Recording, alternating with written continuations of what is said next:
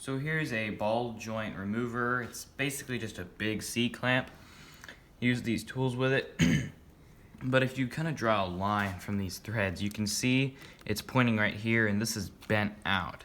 So we need to bend this back, and we have a way to do this with the hydraulic press. So we'll go ahead and put this into the hydraulic press here, and then slowly work it down. So you want to make sure that everything here is touching and it's not moving anywhere. And then you want to slowly bring it down on this piece here so we can push it back into shape. So when you're working with this high pressure, it's always a good idea and a must to have a face shield and safety glasses, so if anything exploded, it won't hurt you. And even for another step of safety precaution, we're going to take an old heavy leather coat and put it around here just in case if it does explode, it'll really contain it. So now we'll crank it just a little bit, go slow, and then we'll check the C-clamp. Okay, so we pull this off.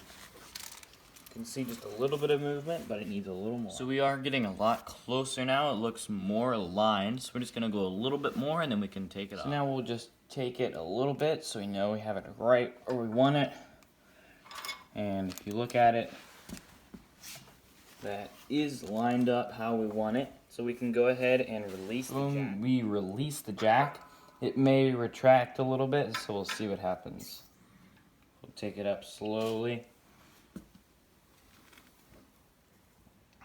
Okay, so now let's take a look and see if it's still lined up. It definitely looks much better.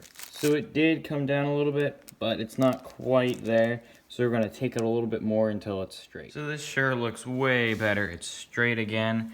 And just to keep it this way, you always want on any puller or any tool of this sort with threads, you always want to grease the threads so you don't grind them, and it'll really keep it gliding smoothly and it'll prevent it from bending out again.